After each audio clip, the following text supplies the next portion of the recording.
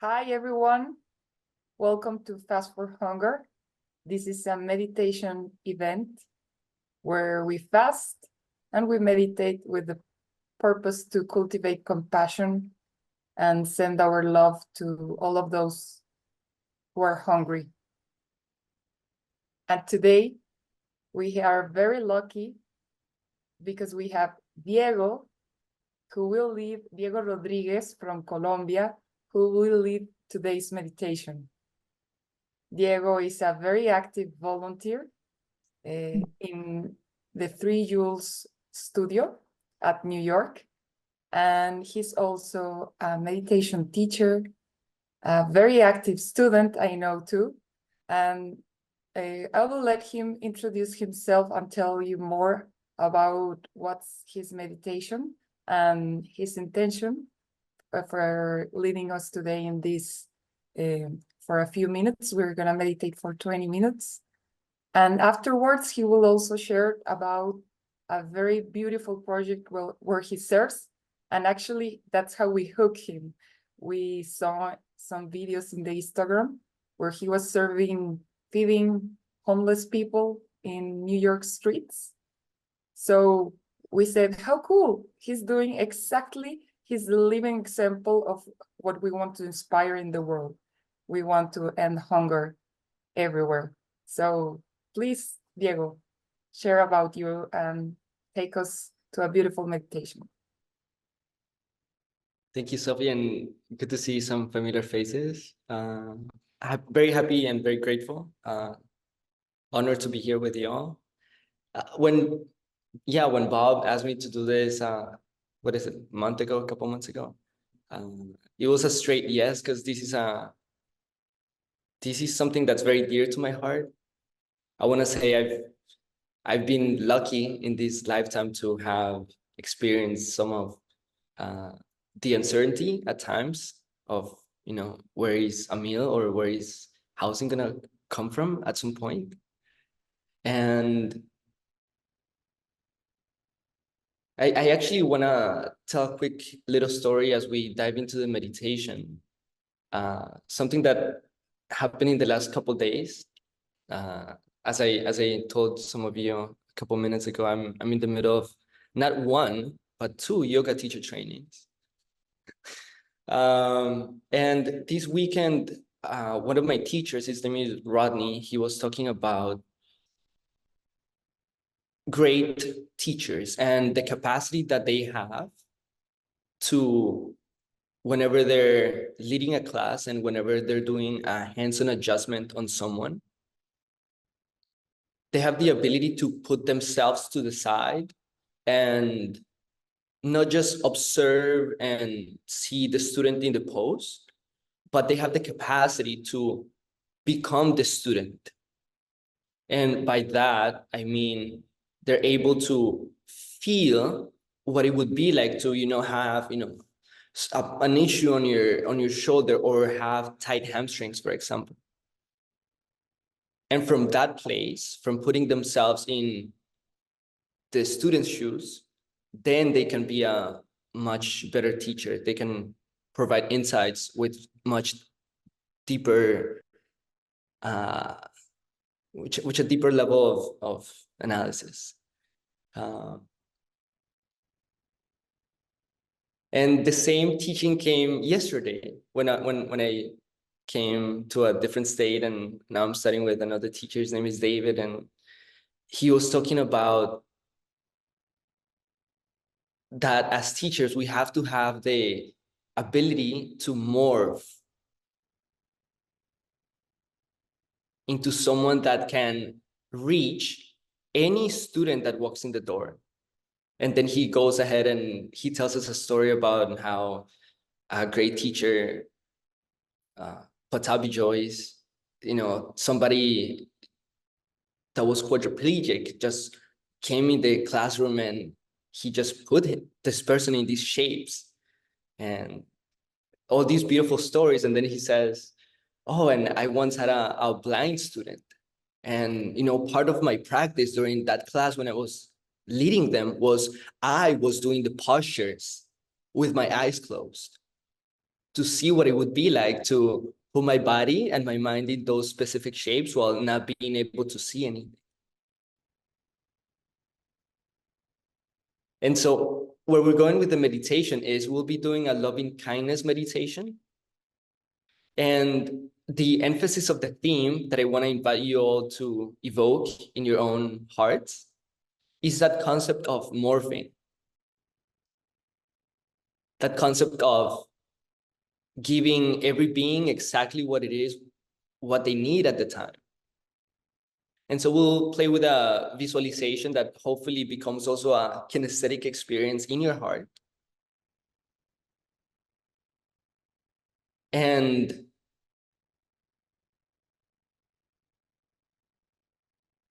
be a little playful, be a little creative on how you imagine giving every single being that you can conceive of the flavor of happiness, the flavor of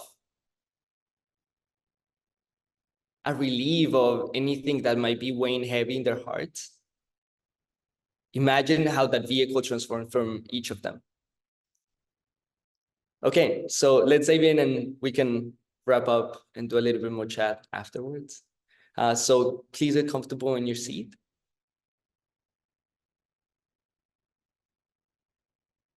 Traditionally, you want to have a long spine, hips higher than the knees.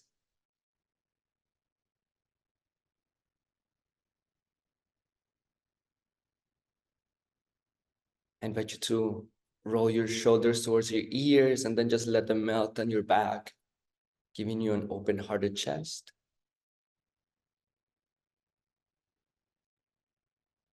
And you can let your eyes fall closed.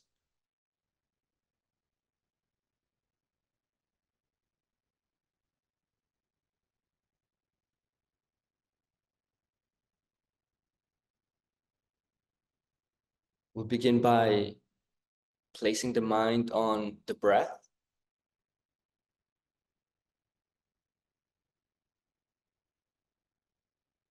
Specifically on the sensation of air going in and out.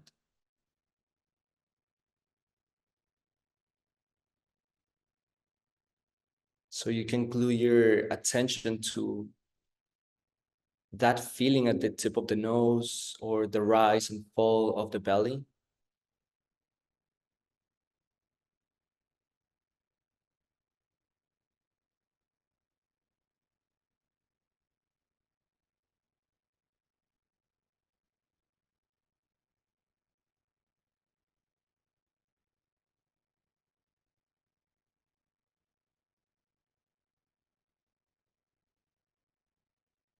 And the game here is anytime the mind wanders off, just rejoice in the fact that you cut the mind away from the breath and bring it back.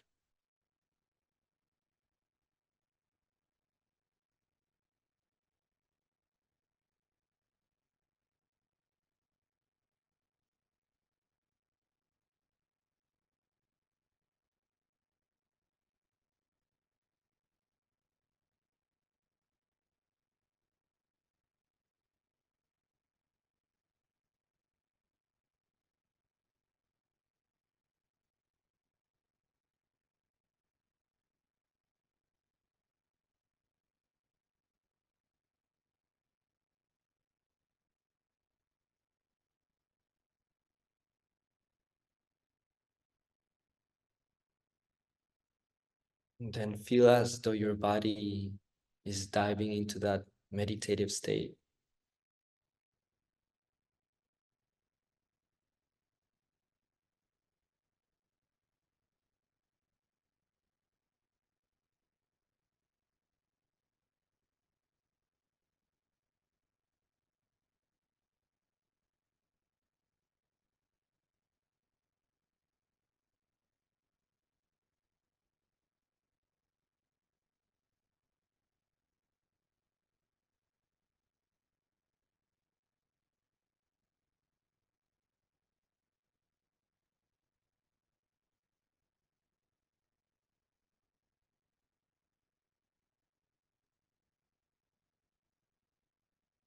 Then here, I invite you to go back to a moment in time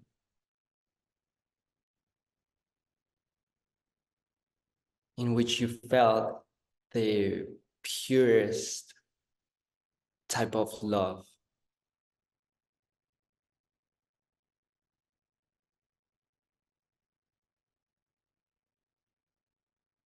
So you can go back to the specific memory and see what you saw, hear what you heard,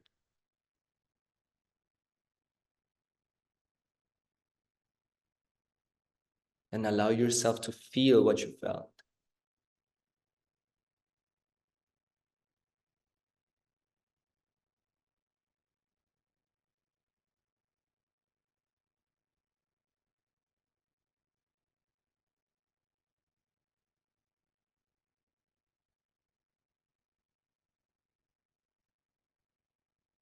And then imagine that spark being lit in the center of your heart.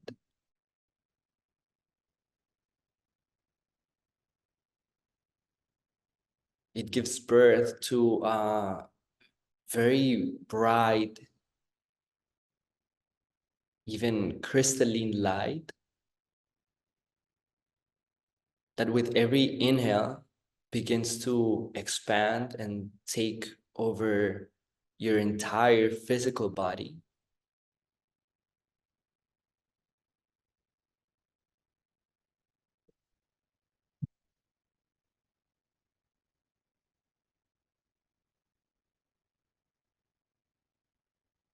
As this light navigates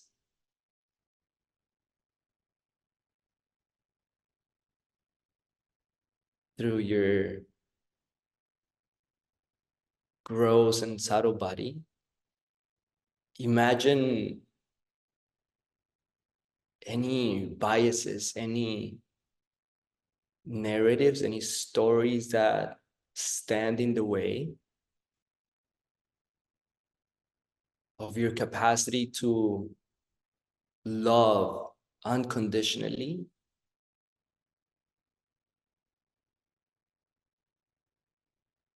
disappearing, melting.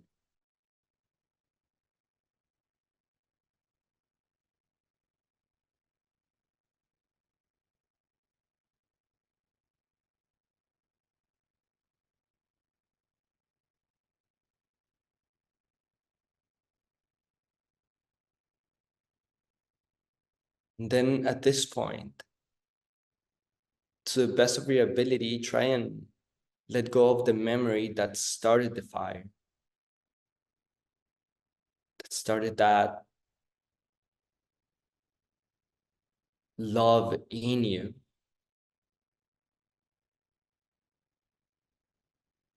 While keeping that feeling very alive in your body. And it's almost as though you're not feeling love, but it's become who you are. It's become your identity.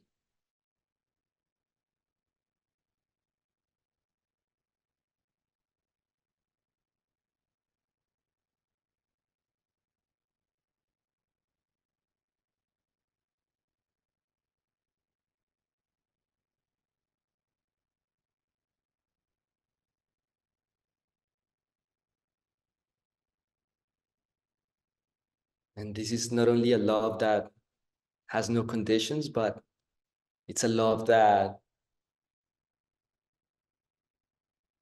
knows exactly the perfect thing to give every single being.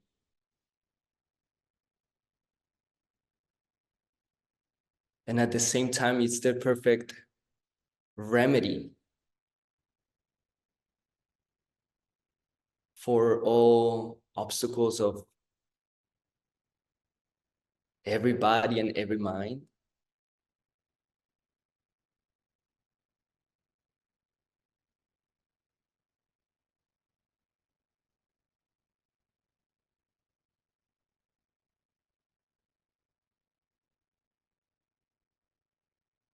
And as we begin to think of people in our lives who we want to share this feeling with,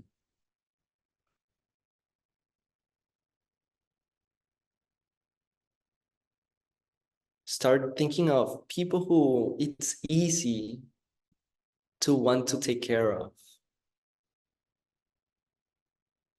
Close friends, family members, maybe your pets.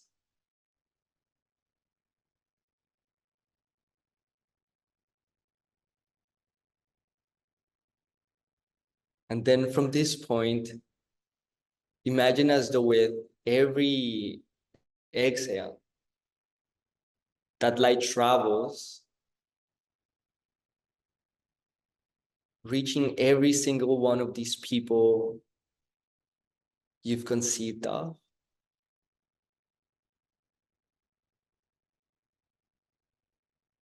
And as the light travels to reach them,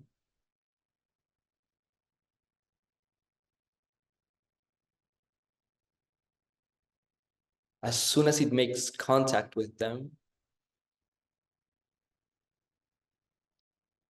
imagine as though it melts away anything weighing heavy in their mind.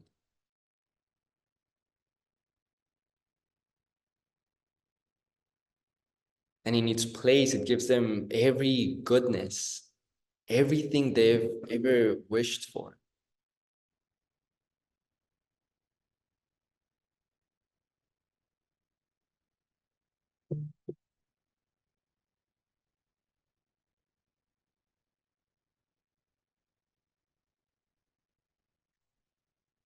And here you can take a minute and differentiate what would make one person happy, and it might be different for somebody else.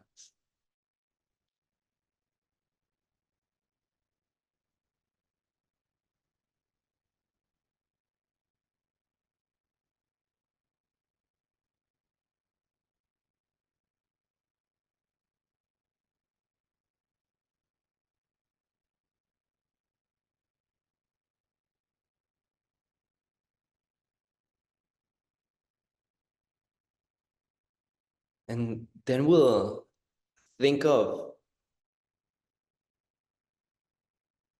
people who we might not ever meet in this life.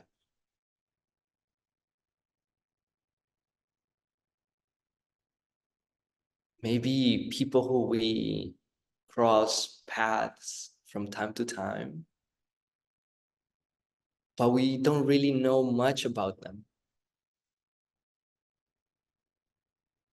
except we know we can probably deduct that just like us, they want more happiness, they want more love,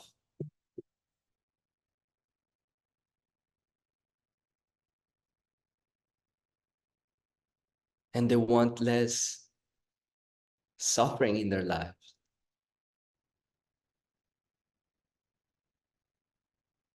So my mind always tries to imagine here the people who grew the coffee that I had the pleasure of drinking this morning.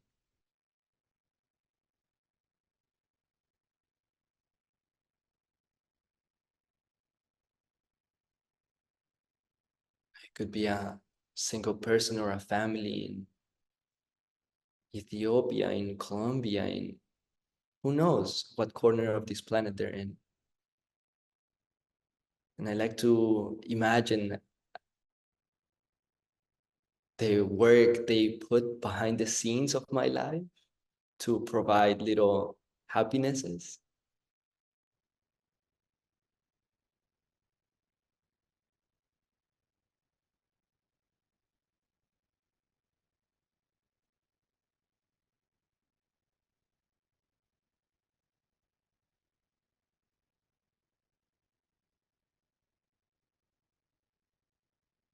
Can here expand the edges of your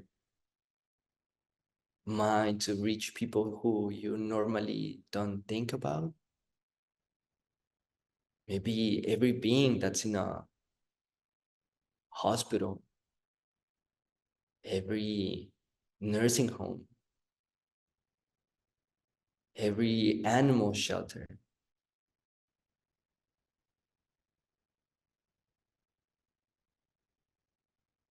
And again, how that light radiates from your heart,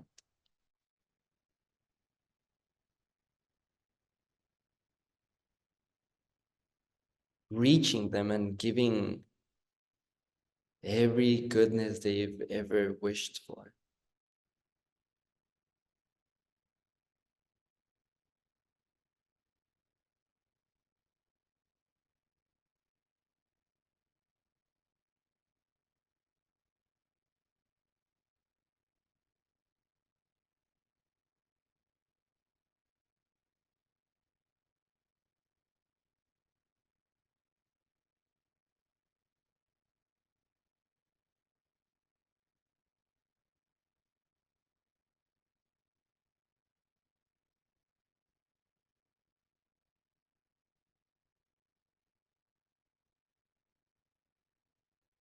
And then we'll make a last effort to expand the edges of our kindness.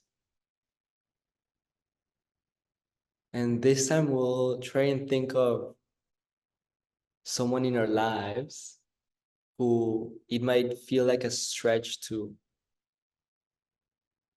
want to take care of.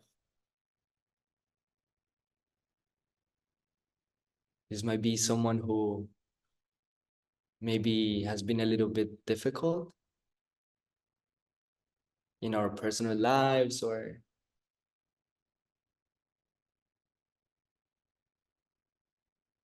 someone that when we think of them, a narrative, an obstacle comes up for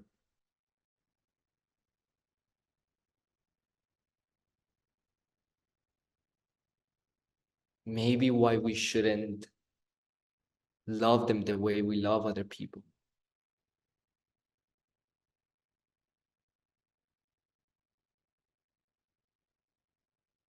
And just like we did with the last sort of category, we know that we can infer that every time their head hits the pillow at night,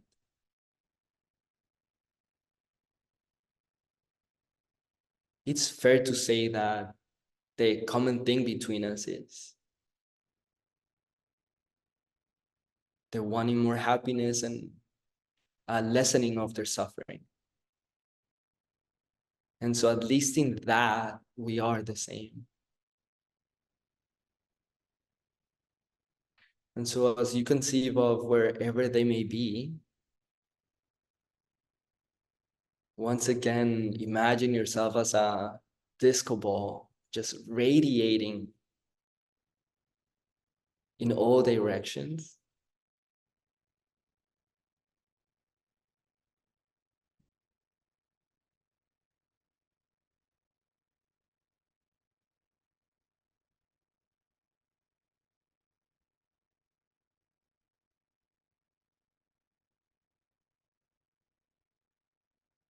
Turning that light into the perfect, most ideal thing for the receiver.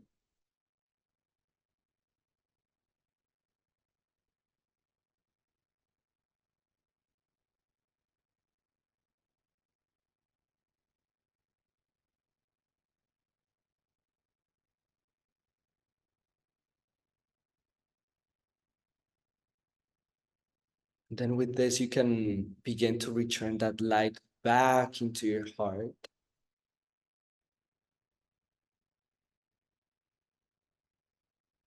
As you begin to deepen your breath, calming back into your physical body.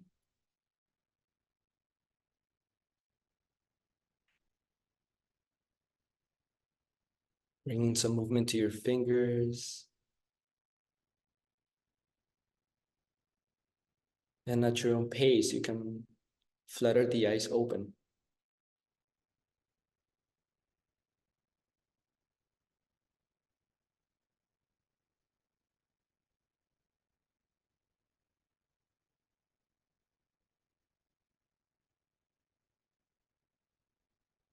As I've been thinking about this meditation and this theme, I keep replaying in my head something that my mom used to tell me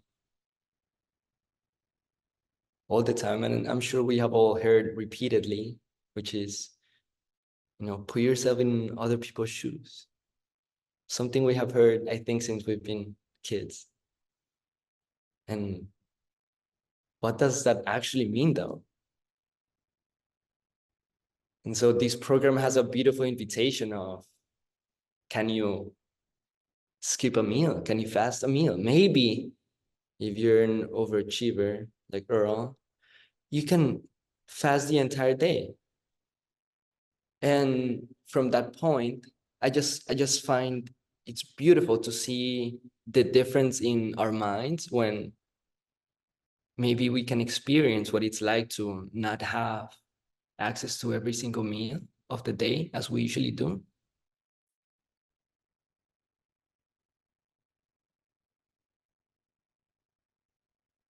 And it just, I find from personal experience, it just grows our compassion whenever we encounter a new person. Because we see a form, we see a meat suit, as I think Ram Dass used to call these bodies, but we don't know anything that's happening inside. And the last little story before I tell you about the cause that I want to invite you all to consider is, again, a little anecdote from my last weekend at yoga teacher training, which was something that really caught my attention. So I was asked to go into this specific pose in which it's a pretty deep hamstring stretch. And I am someone that has very, very tight hamstrings. And the teacher, when he gets me at the capacity of my body, he asks people in the room, he's like, what's his inability of actually doing the full expression of the pose? And then he picks on someone specific, someone that is a really flexible, very, very flexible, extremely bendy person. And even though there were other whispers around the room of people saying tight hamstrings, this person, she said, oh, he needs to broaden the collarbones. Oh, his gaze needs to be different. And this person, because they haven't had the experience in their own bodies, in their own lives of, having my tight hamstrings, they really could not experience that. And so looking back at my own personal life, I even get a feeling of rejoicing over whatever challenges I've had, because they have really just stretched my heart and given me more experiences in my filing cabinet where I can relate to other people that might be going through a similar struggle. Okay. So Thank you, Diego. Thank you. Paulina, can you share one of the many projects where Diego is serving? And while we show the video, maybe it's without sound, so maybe you want to share a little bit of this cause? Yeah, so the Bowery Mission, they're located in New York City. They have, I think, 4 or 5 locations around Manhattan and one in the Bronx. And it's a place where people can go and they can have certainty that they get shower, a meal, shelter. And it's a beautiful cause. We've gone as a team of volunteers at Three Jewels 2 times now. The first time we went for 3 hours for dinner service, and we got to feed 430 something people. Wow. And it was beautiful. It was an incredible opportunity. And so the invitation today is, again, if you feel inclined to, skip a meal or the entire day, and you want to donate to this organization that's doing great work for the New York community, or just go ahead and support your local community that's also, taking care of other people by making sure their bellies are full. Thank you so much, Diego. Thank you. Yes, please feel free to serve a hungry person or people, a group of people in your local town, or if you don't have who to support, the Bowery Mission, it's the organization that we're all supporting today. And before we leave, we invite you to join. We have in 30 minutes a free webinar with Earl. Paulina, can you share the image, please? Thank you so much. And we invite you to come. As always, being led and explore Yoga Sutra, the first chapter, which is meditation. It's amazing to have this opportunity to explore how can it improve our lives, how can meditation and this text in general can help us to have a better life and become this, just like Diego referred, this person who's able to grant everyone's deepest wishes or support everyone's struggles. So please join us in 30 minutes. There's the link if you scan the QR code. And thank you so much, Diego. Thank you for inspiring and bringing this cool image of disco ball heart. I'm gonna keep it forever whenever I see afflictions in myself, in others. I love that image. And it was very empowering to meditate with you, to feel how great we become when we have compassion in our hearts. So thank you so much, translators, recorders, Paulina, the Zoom host, and everyone who joined. Let's keep our disco ball. Thank you, Diego. Thank you all for your great work.